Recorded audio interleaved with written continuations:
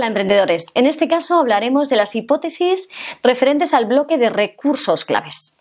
En este resumen identificamos los recursos externos que son críticos para la empresa, cómo encontrarnos y sobre todo asegurar cómo podremos disponer de ellos. Los recursos principales se dividen en 4 categorías. La primera de ellas son los recursos físicos, la segunda son los recursos financieros, los recursos humanos y la propiedad intelectual. Para cada categoría es necesario crear una lista de recursos claves que se necesitan, lo que se espera pagar por ellos y sobre todo dónde se podrían encontrar. Si hablamos de los recursos físicos, principalmente se dividen en 2 tipos: las instalaciones de la empresa, las oficinas donde debemos estar y los productos o servicios. Por ejemplo, las instalaciones de la empresa son la oficina y los productos o servicios son los que generamos. La segunda parte de los recursos claves son los recursos financieros. Queridos alumnos, esto es la sangre de la startup. El negocio existe hasta que se queda sin él. Otras fuentes de financiación clásicas podemos hacerlas a través del arrendamiento de activos, el factoring y el descuento de facturas y la financiación con proveedores. Todas estas fórmulas proveen de sangre a nuestra startup a través de recursos financieros.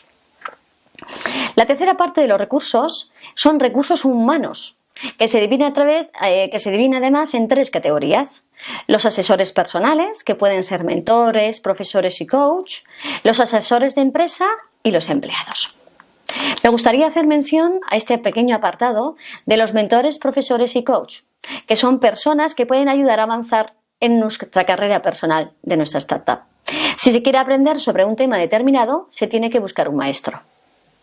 Si se quiere perfeccionar unas habilidades específicas o alcanzar un objetivo determinado, hay que contratar un entrenador. Y si lo que se quiere verdaderamente es hacer las cosas de forma inteligente a lo largo del tiempo, habría que encontrar a alguien a quien le interese lo suficiente como para convertirse en un mentor. Los asesores de empresa, por tanto, son personas necesarias para ayudar a conseguir el éxito de la compañía. Los creadores de negocios se equivocan cuando creen que sus visiones son hechos. Y escuchar a los consejeros y sobre todo a sus consejos basados en la experiencia puede ayudar a determinar si una visión no es un hecho, sino que es verdaderamente una alucinación. Disponer de un consejo de asesores, por tanto, es muy importante.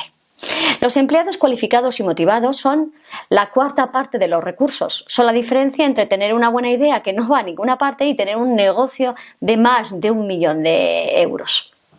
Por ejemplo, entonces, ¿necesitaríamos docenas de ingenieros? Nos tenemos que hacer estas preguntas. ¿Necesitaríamos docenas de diseñadores? Si es así, ¿dónde encontrarlos? ¿Dónde tendríamos que ubicar la empresa?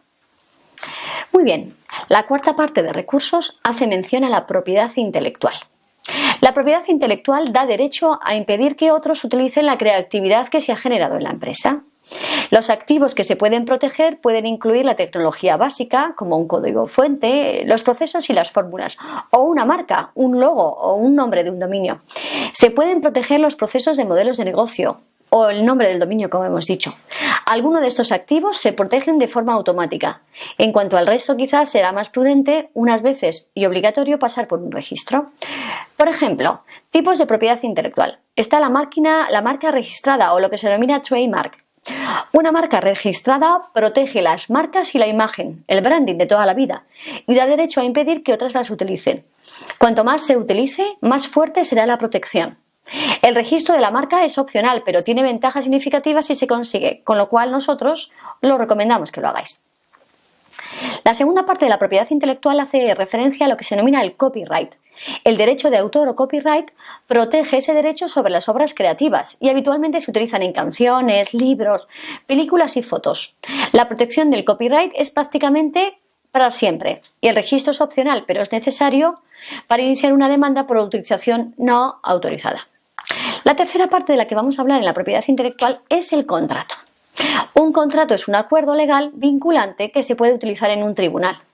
No hay un registro oficial de contratos, pero el tipo de protección se define en el contrato como, por ejemplo, un acuerdo de confidencialidad que otorga ciertos derechos por proteger una información confidencial.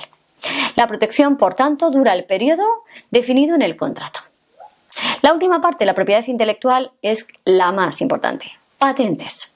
Una patente es un monopolio de un gobierno que otorga que otorga el monopolio del gobierno prohibiendo a otros la fabricación, utilización o venta de un invento, incluso cuando alguna de las tres sea por desconocimiento o de forma accidental.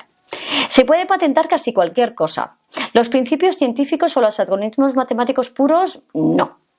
El invento no debe ser obvio y la prueba para saber si es algo obvio o no es obvio en el momento de la invención podría ser: un ingeniero diría, ¿podemos identificar el problema? ¿Podemos resolverlo con un invento?